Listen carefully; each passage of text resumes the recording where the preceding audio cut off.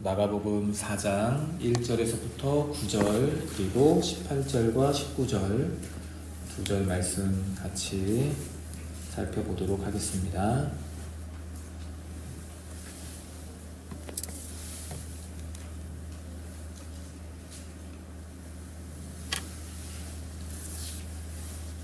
한 절씩 교독하시겠습니다. 예수께서 다시 바닷가에서 가르치시니 큰 무리가 모여들거늘 예수께서 바다에 떠있는 배에 올라 앉으시고 온 무리는 바닷가 육지에 있더라. 예수께서 여러 가지를 우리로 가르치시니 그 가르치는 중에 이들에게 이르시되 들으라. 씨를 뿌리는 자가 뿌리러 나가서 물새 걸어는 길가에 떨어지매 새들이 와서 먹어버리고 더러는 흙이 얕은 돌밭에 떨어지매 흙이 깊지 아니하므로 곧 싹이 나오나 해가 그 위에서 비가 없으므로 말미암고 더러는 가시떨기에 떨어지매 가시가 자라 기운을 막음으로 결실하지 못하였고 더러는 좋은 땅에 떨어지매 자라 성하여 결실하였으니 첫째나 둘째나 날가에 깨어지라 하시고 또 이르시되 들을 귀 있는 자는 들으라 하시니라. 18절 말씀 읽어주시면 되겠습니다. 시작. 또 어떤 이는 가시떨기에 깨어진 자니 이들은 말씀을 듣기를 하되 함께 읽겠습니다. 세상의 염려와 재물의 유혹과 기타 욕심이 들어와 말씀을 막아 결실하지 못하게 되는 자요. 아멘. 할렐루야. 오늘 함께 읽은 본문 말씀 가지고 가시떨기 극복하기라는 제목 하에 함께 하나님 말씀 나누도록 하겠습니다. 지난 2004년 아테네 올림픽에서 있었던 일입니다. 브라질의 마라톤 선수인 데리마 선수가 결승전을 약 5km 정도 앞둔 지점에서 단독 1등으로 달려가고 있었습니다. 2등과의 거리는 약 300m 정도 차이가 났어요. 그러니까 거의 다 왔는데 이변이 없는 한 무조건 1등이 확실시 되어지는 이 상황에 어떤 일이 있었느냐? 갑자기 어떤 한 관중이 난입해 들어오는 거예요. 1등으로 달려가고 있었던 이 데리마 선수를 붙잡아가지고 쓰러뜨렸어요. 그리고 그가 약 10초에서 15초 정도를 그 관중 때문에 다시 달리지를 못했습니다. 이게 마라톤은 그 페이스를 유지하는 게 굉장히 중요하거든요. 42km 이상을 달려야 되기 때문에 본인이 늘 달리고 있는 그 페이스를 유지하는 것이 굉장히 중요해요. 그런데 이 사람 때문에 내가 15초가량을 달리지 못하는 상황이 되어버렸으니 다시 또 5km를 달려가는데 페이스를 끌어올려야 되고 이게 내 힘으로 하는 게 너무 힘든 거죠. 그래서 결국 어떻게 되었느냐? 이 선수가 완주는 하기는 했지만 압도적인 1등으로 달려가던 이 선수가 결국 3등으로 꼴이 나고 말았어요. 단독 우승을 할 수 있었는데 3등을 하게 된 것이죠. 이 일로 인해서 브라질에서는 난리가 났습니다. 공동 1등으로 만들어줘야 되는 것 아니냐. 그리스 이 모든 올림픽을 주관한 그리스는 도대체 뭐 하고 있었냐. 그리고 그 관중을 막 찾아보니까 이 방해했던 사람이 아일랜드 사람이에요. 그래서 이 아일랜드에게 막 정식으로 항의하고 아일랜드도 국가 차원에서 죄송하다, 미안하게 됐다 하고 이제 그렇게 이야기를 할 정도였습니다. 오히려 데리마 선수는 괜찮다, 나는 완주한 것에 의미를 둔다, 나는 가장 행복한 3등이다 이렇게 이야기를 했지만 누구도 그걸 보면서 안타깝다고 여기지 않는 사람이 없었습니다. 여러분, 길가는요 아예 말씀을 안 받아들인 사람이에요. 돌밭은 받기는 받았고 심겨져서 싹이 나왔는데 내 안에 잡혀져 있는 고정관념들, 말씀이 성장하는 것을 방해하는 또 다른 생각들이 너무 커서 그 말씀이 제대로 성장하지 못했습니다. 자, 그런데 오늘 말씀은 가시떨기죠. 가시떨기에 뿌려진 씨앗은 어떻게 되었습니까? 자라기는 자랐어요. 성장도 다 했습니다. 이제 결실이 코앞이에요. 아까 데리마 선수처럼 결승선을 코앞에 두고 있습니다. 그런데 그 상황에 눈에 보일 정도로 다 자랐지만 결실만 맺지 못했어요. 그게 바로 뭐라고요? 오늘 말씀이 가르쳐주고 있는 가시떨기의 마음 상태가 바로 그것입니다. 그러니까 조금만 더 가면 되는데 코앞에서 실격을 당한 꼴이 되어버렸으니까 얼마나 안타깝습니까? 어느 정도 다 자랐기 때문에 더욱 안타까운 마음의 상태가 바로 가시떨기의 마음 상태입니다. 만약 우리가 신앙생활을 오래 했고 열심히 봉사도 했고 헌신도 했는데 여전히 예배도 드리고 있고 말씀도 듣고 있고 나는 그리스도인이라고 자처하고 있는데 내 삶에 하나님께서 베풀어 주시는 귀한 결실과 열매들이 없다면, 하나님께서 기대하신 그 결과물들이 만약에 없다면, 저와 여러분은 오늘 이 본문 말씀을 통해서 과연 내 마음 상태가 자라나서 결실을 맺지 못하게 만드는 가시떨기가 과연 내 안에 있는 것은 아닌가 생각해 보셔야 될 것입니다. 저는 이 가시떨기의 상태야말로 우리 그리스도인들이 빠지기 가장 쉬운 상태라고 생각을 하고, 또 우리 모두가 가장 경계하고 극복해야 하는 마음 상태라고 생각을 합니다. 부디 오늘 이 말씀을 통해서 우리를 결실하지 못하게 만드는 가시가 무엇인지 확인하고 정체를 파헤치고 그리고 어떻게 극복할 수 있는지 말씀을 통해서 답을 얻게 되는 저와 여러분 되기를 간절히 바랍니다. 가시떨기는 이제 우리가 사실 농경사회 속에서 살고 있지 않기 때문에 확 다가오지 않죠. 근데 성경에 이 가시떨기는 주로 뭐로 번역이 되냐면 엉겅퀴, 찔레 뭐 이런 것들로 번역되는 단어입니다. 그러니까 생명력이 아주 강한, 쉽게 말해서 잡초라고 여러분 생각을 하시면 돼요.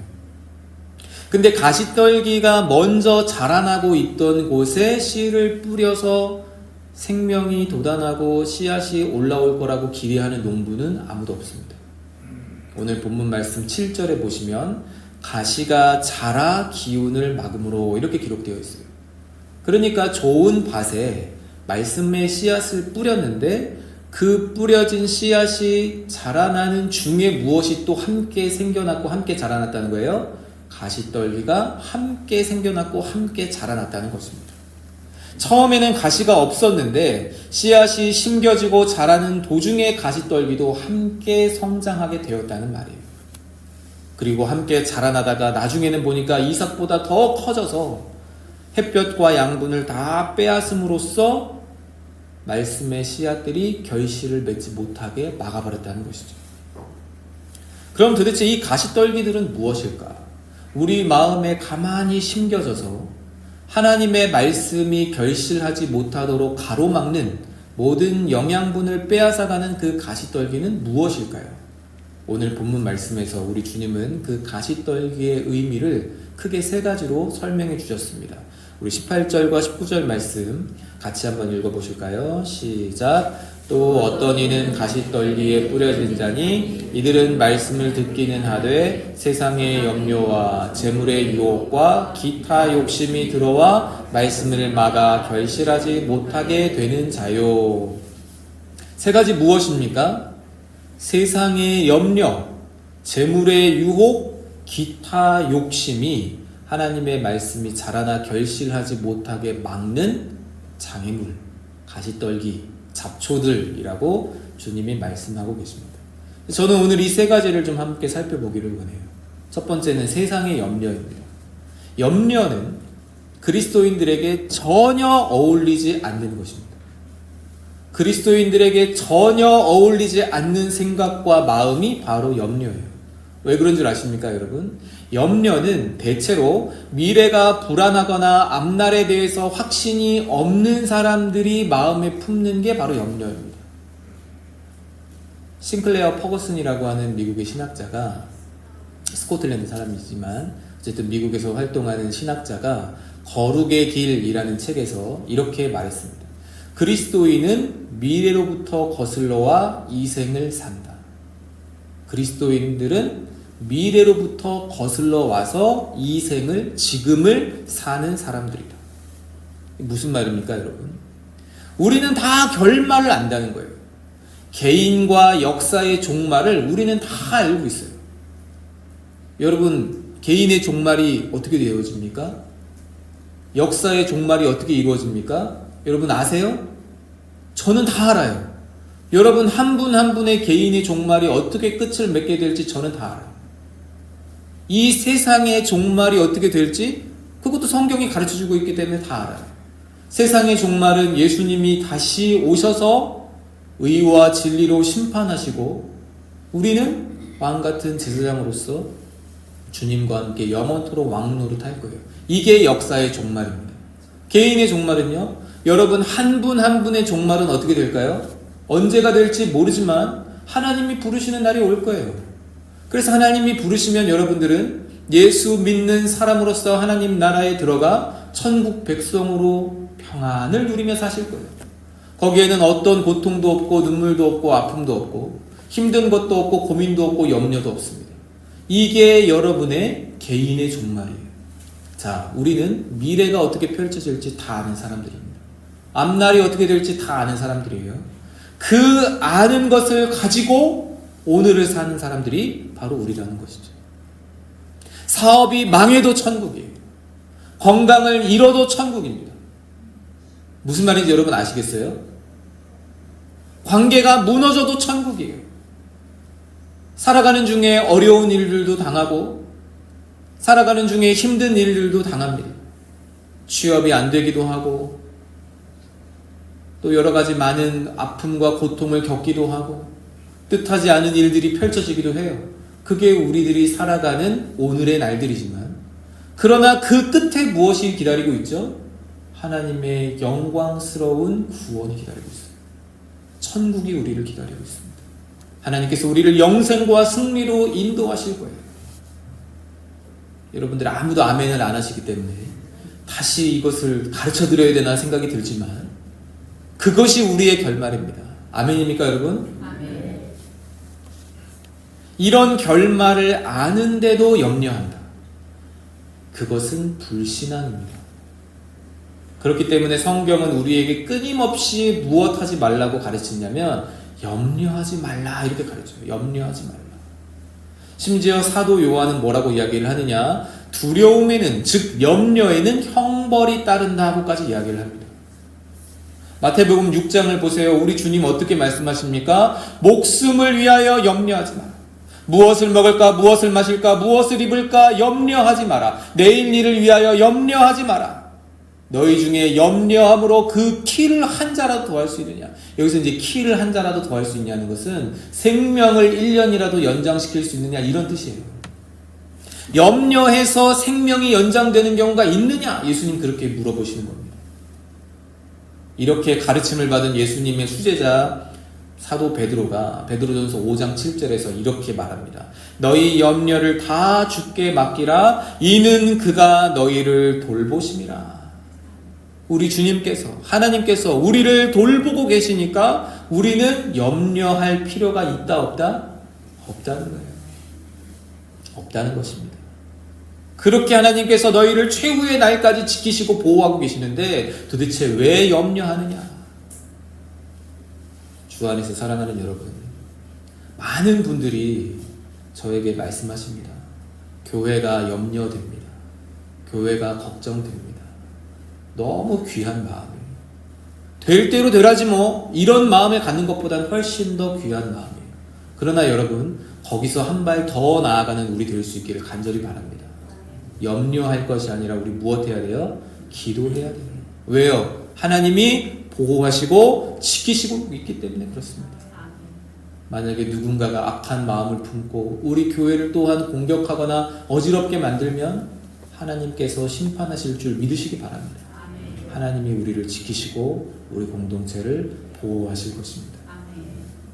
염려가 그런데 우리 마음 안에 심겨져서 가시떨기처럼 심겨져서 자라나게 되면 염려가 우리 마음 안에서 활동하고 작동하면 어떻게 될까요?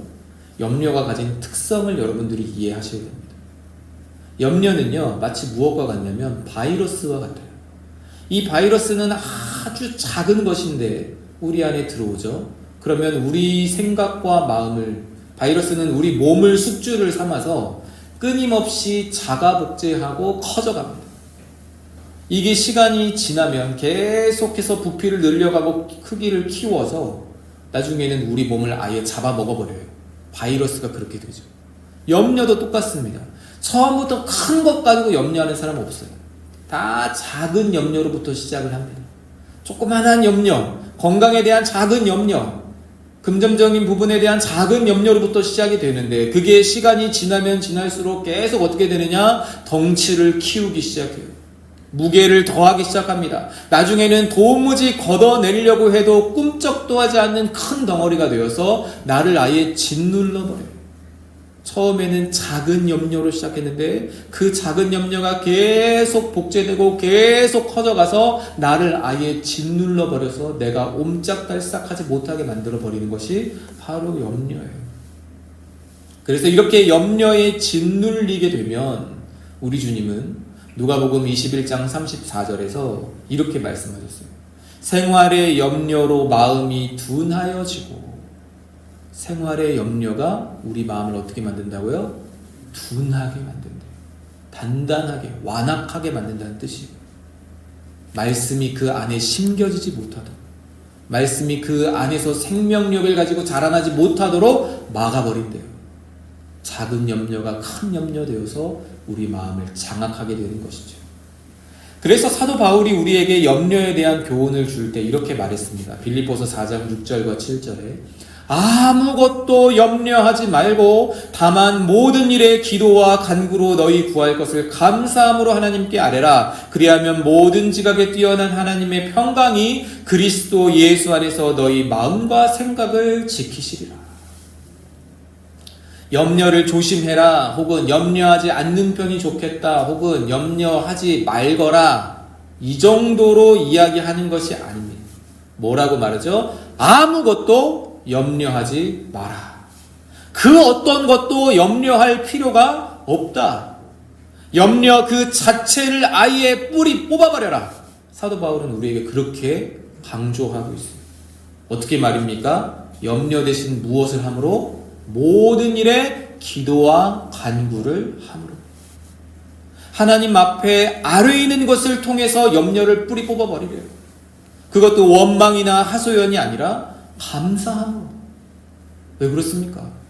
아니, 염려거리가 한가득인데, 염려할 일들이 이렇게 많은데 어떻게 감사함으로 기도를 하라는 이야기예요?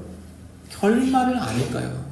앞으로 어떻게 될지를 다 아니까요. 하나님이 이것 또한 선으로 바꾸셔서 자신의 뜻을 이루어 가시고 우리에게 더 좋은 것으로 채워주실 것을 우리가 알기 때문에 염려와 하소연과 걱정이 아닌 감사로 하나님의 응답과 인도와 은혜를 기대하며 기도하라는 거예요.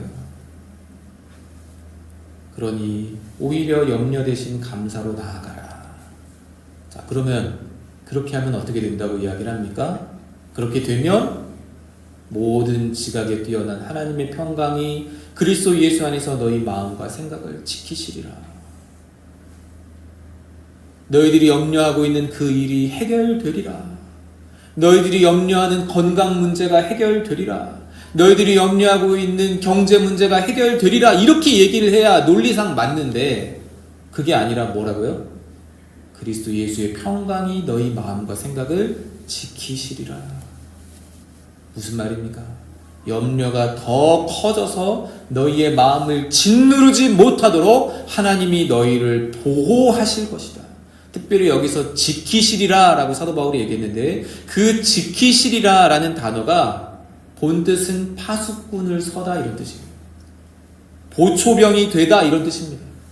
그러니까 그 염려가 더 커져서 우리의 마음을 짓누르지 못하도록 주님께서 우리 마음의 보초병이 되시고 주님께서 우리 마음의 파수꾼이 되어주신다, 이 뜻입니다. 그러므로 주 안에서 사랑하는 여러분, 오늘 이 말씀이 우리의 귀와 마음에 언약의 말씀으로 들려질 수 있게 되기를 간절히 바랍니다. 왜 힘든 일 없습니까? 왜 어려운 일 없겠어요? 세상 살아가면서 염려하지 않는 사람이 어디 있습니까? 다 있습니다. 저도 있어요. 저도 오늘 이렇게 쭉 보니까 결석하신 분들이 몇 분 보여요. 벌써 염려가 돼요. 설교 시작하기도 전에 왜 안 오셨을까? 어디 편찮으신가? 날씨 추워져가지고 감기 걸리셨는가? 몇몇 분들 안 보이시는 걸로 인해 벌써 염려가 돼요. 저도 염려가 있어요. 그러나 여러분, 기억하셔야 할 것은 염려는 반드시 우리를 불신앙의 자리로 데리고 간다는 거예요. 염려해서 우리에게 이득될 것이 하나도 없다는 사실을 우리 주님이 미리 말씀해 주셨어요. 오히려 염려할 것을 가지고 무엇하라고요? 감사함으로 하나님께 아뢰이라. 기도로 나아가는, 염려를 기도의 동력으로 삼는 저와 여러분 될 수 있기를 간절히 바랍니다. 염려는 자꾸 외부로부터 들어오지만 그럴 때마다 너희 염려를 다 주께 맡겨라 말하였던 베드로 사도의 그 이야기가 우리에게 언약으로 붙잡혀지게 되기를 간절히 바랍니다. 예수님이 말씀하시는 두 번째 가시떨기는 바로 재물의 유혹입니다. 세상 염려 다음에 재물의 유혹이 나오는 게 여러분 결코 우연이 아니에요. 이게 다 사실은 긴밀하게 연결이 되어져 있습니다. 논리적인 순서로 연결이 되어져 있어요. 의식과 사고의 흐름으로 이어져 있습니다. 왜 그러냐? 세상에 염려가 많은 사람들, 염려 속에 살아가는 사람들이 손쉽게 내리는 결론, 이 염려의 해결책이 무엇이냐? 바로 재물이에요. 재물. 돈만 많으면 세상 염려할 것 없을 텐데, 돈만 많이 있으면 다 해결될 텐데, 이게 세상 사람들이 하는 기본적인 생각들입니다. 여러분, 사실 세상 살면서 돈 많으면, 재물 많으면 편리합니다. 우리는 돈이 가진 힘을 경험하고 살펴보면서 또한 유혹받게 돼요. 염려가 재물의 유혹을 받아 돈에 대한 추구로 확장되어 가는 것, 우리 다 아마 경험해 보았을 것입니다.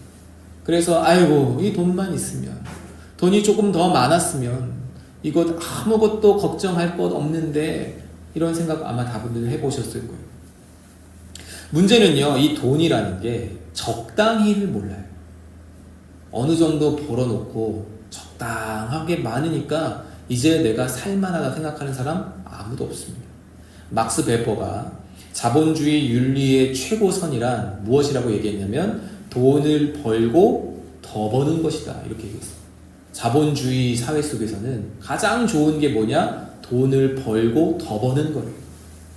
세상은 돈을 중심으로 움직이고 사람들은 돈의 지배를 받고 있습니다.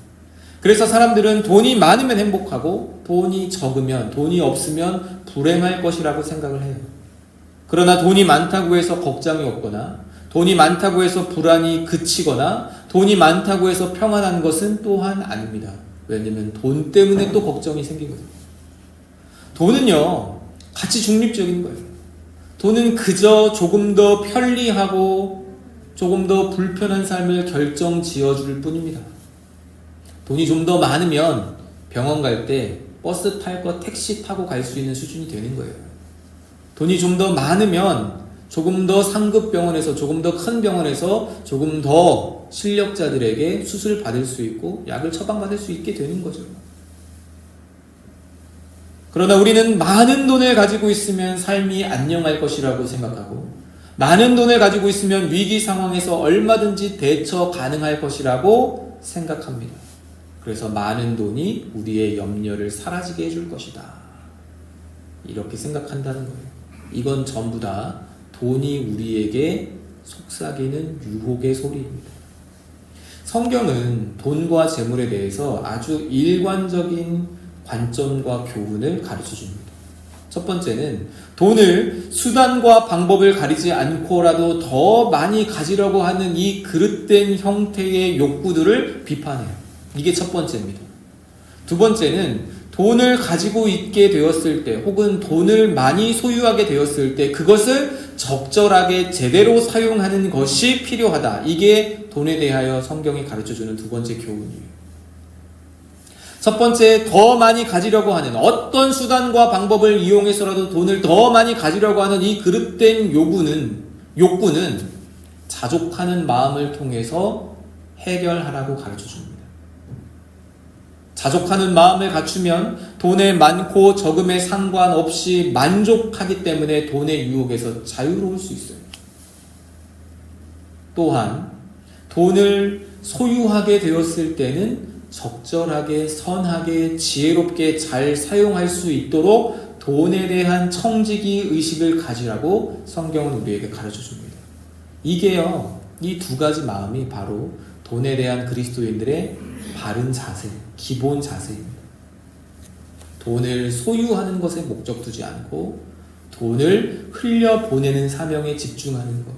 이게 바로 성경이 우리에게 끊임없이 가르쳐주는 지혜로운 삶이고 돈에 대해 우리가 갖추어야 될 기본 자세입니다. 이 기본 자세를 망각하고 돈의 흠을 의지하라는 유혹을 따를 때 우리는 돈을 소유하려고 하다가 더 많이 돈을 가지려고 하다가 나도 모르는 사이에 돈의 소유물이 됩니다. 하나님의 소유인 우리가 돈에게 허리와 머리를 굽혀 그의 발밑으로 들어가게 되는 거예요. 그래서 우리 주님은 재물과 하나님을 겸하여 섬길 수 없다고 분명하게 말씀하셨던 것입니다. 주 안에서 사랑하는 여러분, 부자가 하나님 나라 들어가는 것이 얼마나 어려운지 낙타가 바늘길 통과하는 것보다 더 어렵다고 주님이 말씀하셨습니다. 왜요? 부하고자 하는 욕심이 올무가 되고 부하고자 하는 욕심이 죄에 빠지는 이유가 된다는 것이죠. 돈을 사랑함이 일만하게 뿌리가 된다고 성경이 가르쳐주고 있습니다. 그러므로 이 시대를 살아가는 우리들은 더 많은 돈으로 편리한 삶을 꿈꾸거나 돈을 더 많이 소유해서 염려와 걱정에서 자유로운 삶을 살 수 있으리라 기대하기보다 하나님이 내게 주신 것 가운데 만족해 할 줄 아는 자족의 정신을 배워야 하고 또 주어진 것을 가지고 어떻게 선하게 사용할 수 있으며 이 재물의 청지기로서 하나님이 잠시 맡기신 이것을 내가 어떻게 사용하는 것이 하나님께서 기뻐하시는 길인가를 배워 나아가야 됩니다. 그럴 때만이 더 많은 돈을 수단과 방법을 가리지 않고 어떻게 해서든지 소유하려고 하는 헛된 욕망에서 우리가 자유로워질 수 있고 또 돈을 신격화하는 이 세상에서 그 유혹에서 우리가 자유로워질 수 있어요. 이게 안 될 때 우리 마음은 돈에 대한 사랑함으로 하나님의 말씀이 결실 맺지 못하게 만들어버리게 되는 것이죠. 여러분 반드시 기억하실 수 있길 바랍니다. 많은 돈이 여러분의 염려와 불안과 걱정을 없애지 못해요. 또 동시에 적은 돈이 여러분에게 불행과 비참을 가져다 주는 것도 아닙니다. 돈 많이 벌면 성공한 인생이고 돈 많이 주는 직장은 무조건 좋은 직장입니까? 여러분 그렇지 않습니다. 이런 세상의 문법에서 벗어나야 돼요. 마음의 염려, 세상의 염려는 많은 재물이 해결해 주는 것이 아니라 그리스도의 평강만이 해결해 주는 것입니다. 오히려 어떤 마음의 상태이냐, 자족할 수 있느냐 없느냐 여기에 달려 있음을 여러분 기억하실 수 있길 바랍니다. 적은 돈에도 만족하고 자족할 줄 알 때에 적은 돈이라고 할지라도 청지기 의식을 가지고 이것을 하나님의 선한 일에 사용할 줄 알 때에 우리는 하나님이 기뻐하시는 말씀의 열매들을, 결실들을 맺어낼 수 있는 거예요. 주 안에서 사랑하는 여러분, 돈에 대한 성경의 교훈을 마음에 새기실 수 있기를 바랍니다. 재물의 유혹으로부터 자유로워지는 우리 모두 될 수 있기를 간절히 바라요. 마지막 세 번째 가시떨기는 기타 욕심입니다. 기타 욕심. 기타 욕심이 무엇일까? 앞서 이 세 가지 가시떨기가 서로 논리적으로 연결된다고 말씀드렸죠. 세상의 염려는 재물의 유혹을 불러옵니다. 그래서 그 재물의 유혹에 결국 사로잡힌 끝에 많은 재물을 추구하고 소유하게 되면 그때부터 우리 마음에 찾아오는 것이 바로 이 기타 욕심인데요. 이 기타 욕심에 대해서 병행 구절인 누가복음에는 이렇게 기록하고 있습니다. 누가복음 8장 14절에 제가 읽어드리겠습니다. 가시떨기에 떨어졌다는 것은 말씀을 들은 자이나 지내는 중 이생의 염려와 재물과 향락의 기운이 막혀 온전히 결실하지 못하는 자예요. 누가복음 8장 14절에서는 이 기타 욕심을 무엇이라고 말하고 있냐면 향락이라고 기록하고 있어요. 사실 이 기타 욕심이라는 말도 동경 혹은 금지된 것에 대한 정욕, 욕망 이런 것을 뜻해요. 사람이 돈을 많이 벌면 반드시 그런 것은 아니지만 돈이 많아지면 딴 생각이 찾아오기 마련이죠. 쓸데없는 욕망에 시달리기 시작합니다.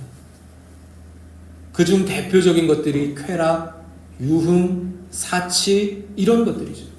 이게 바로 기타 욕심이에요. 세상의 염려를 돈으로 해결하려고 재물의 유혹에 빠지니까 더 많은 소유를 가지고 무엇하게 된다고요? 향락에 빠지게 되는 거죠. 사치에 빠지게 되는 거죠. 유흥에 빠지게 되는 것입니다. 이렇게 향락에 빠진 자에 대해서 사도 바울은 디모데전서 5장 6절에서 이렇게 말해요. 향락을 좋아하는 자는 살았으나 죽었느니라. 향락을 좋아하는 자는 살았으나 죽었느니라. 쾌락과 사치와 유흥에 빠져서 재물을 흥청망청 쏟아붓는 사람은 살아있으나 죽었어요. 살아있으나 하나님 앞에 죽었습니다. 살았으나 하나님께서 허락하신 사명에 대해서는 죽었습니다. 살았으나 청지기 직에 대해서는 죽었습니다. 여러분, 부자와 나사로의 비유에 등장하는 이 부자를 기억해 보십시오. 부유한 사람이었어요. 재물이 많았습니다. 그래서 그가 날마다 하는 일이 무엇이었느냐? 매일같이 호화로이 연락했대요. 호화로운 연락은 큰 파티를 열었다는 거예요. 큰 파티를 열어서 즐겁게 매일매일 즐기며 살았습니다. 그런데 그의 눈은 이미 죽어 있어요. 어떻게 해서 죽어 있습니까? 자기 집 앞에 나사로가 죽어가고 있는데 못 본 척하고 있습니다. 심지어 나중에 그를 보고 이름도 알아요. 아버지 아브라함이여, 나사로 손끝에 물 한 방울 적셔서 제 혀를 서늘하게 해주십시오. 그 사람이 누군 줄 알아요. 자기 집 앞에서 그렇게 구걸하던 헌데투성이 죽어가던 그 나사로라는 것을 알아요. 아는데도 무엇하죠? 도와줄 마음을 전혀 갖지 않아요. 그리고 실제로 도와주지도 않고 그냥 자기 즐기는 데에 향락에 사치에 온갖 더러운 일에 그 재물을 사용하다가 죽게 된 것이죠. 하나님께서 그에게 재물을 허락하신 것은 가난한 자들을 돕고 어려운 자들을 돕고 도움이 필요한 자들에게 도와주라고 주신 것입니다. 그러나 기타 욕심에 빠진 사람은 왜 이것이 내게 주어졌는지를 망각해요. 왜 하나님께서 나에게 이것을 허락하셨는지를 망각해요. 그래서 살아있으나 죽은 사람이 된 것입니다. 이것이 바로 기타 욕심, 즉 향락과 사치와 쾌락과 유흥에 빠진 자의 결말이지요. 주 안에서 사랑하는 여러분, 육체의 욕망과 소욕을 따라 살아가는 삶은 결코 성령의 열매를 맺을 수 없다는 것을 기억하실 수 있길 바랍니다. 오히려 우리는 갈라디아서 5장 24절 말씀처럼 그리스도 예수의 사람들답게 살아가기를 꿈꾸어야 합니다. 내게 주어진 재물은 비록 많든 적든 상관없이 그것은 나보다 형편이 어렵고 도움을 필요로 하는 자들을 위하여 하나님 나라의 영광을 위하여 하나님께서 사용하라고, 선한 일에 사용하라고, 베푸르라고 주신 것임을 여러분 기억하실 수 있길 바라요. 여러분, 가난한 자들에게 나누어 주는 것은 잠언 말씀에 보니까 하나님께 구워드리는 거예요. 하나님께 많이 구워드리는, 하나님께 많이 빌려드리는 우리 모두 될 수 있기를 간절히 바랍니다. 특별히 저는 너무 감사한 것이 우리 장로님들과 우리가 추수감사주일 목적헌금 들어온 거, 이 지역에 정말 도움이 필요한 분들에게 나누는 일에 사용하면 좋겠습니다라고 했을 때 우리 장로님들이 목사님 무슨 말씀이세요? 목회를 이제 처음 시작하셔가지고 뭘 잘 모르시네, 뭐 이렇게 하지 않으시고 목사님 뜻대로 하십시오라고 저를 오히려 용기를 북돋아 주셨어요. 그래서 제가 이 지역에 그러면 어려운 분들이 누가 있을까를 막 찾아봤더니 저 현대 아파트에 그 가정 내에서 폭력에 시달린 아이들 있잖아요. 가정 내에서 폭력에 시달려서 도무지 부모님들이랑 더 살 수 없는 그런 가정 폭력의 희생자 아이들이 부모님을 피해서 기관에 맡겨서 지내고 있는 그 아이들이 현대 아파트에 6명에서 7명 정도 모여서 살고 있다는 사실을 알게 되었어요. 그래서 그걸 알게 돼서 그쪽에다가 전화로 문의를 했습니다. 저희가 이번에 여기 있는 주교회인데, 그랬더니 대번에 아시더라고요. 아, 그 국민은행 옆에 있는 교회요? 대번에. 우리 교회는 국민은행 옆에 있는 교회, 빵집 옆에 있는 교회로 유명해요. 막 그렇게 말씀을 하시면서 저희가 적은 돈이나마 이렇게 모이면 도와드리려고 하는데 어떤 부분들을 어떻게 도우면 좋을까요? 그때 막 너무 감사하다면서 이런 것들도 있고 이렇게 주시면 저렇게 활용하겠고 막 말씀하시더라고요. 참 감사하다. 이렇게 우리가 마음을 모으고 또 누군가를 도울 수 있는 기회를 갖는다는 것 자체가 참 너무 감사하다 생각이 들었습니다. 주 안에서 사랑하는 여러분, 이제 다음 주에 우리가 목적 헌금하고 그것이 모여지면 그렇게 사용하게 될 것인데, 여러분들에게 재물을 벌 수 있는 힘을 주신 이유, 그리고 소득을 허락하신 이유가 다 거기에 있다는 것을 기억하시고 우리가 본래 그 목적대로 사용하여 우리 마음 안에 있는 하나님의 말씀이 자라나는 것을 방해하는 모든 장애물들, 모든 가시떨기들을 거두어내는 저와 여러분 될 수 있기를 간절히 바랍니다. 말씀의 결론 맺도록 하겠습니다. 여러분, 독일 출신으로 영국 브리스톨에서 평생 10,000명 이상의 고아들을 돌본 유명한 목회자가 있습니다. 누구냐면 기도의 사람 조지 뮬러예요. 이 사람이 일평생 동안에 5만 번이나 기도의 응답을 받았습니다. 근데 그가 처음부터 영국에서 고아원을 만들고 고아들을 돌보려는 마음을 가졌던 것은 아니었어요. 오히려 그는 처음에 학교를 세워서 교육 사역을 하려고 했는데, 브리스톨에 가서 사역을 하다 보니까 도시 전체가 콜레라에 걸려가지고 사람들이 어마어마하게 죽었어요. 고아들이 엄청나게 발생하게 되었습니다.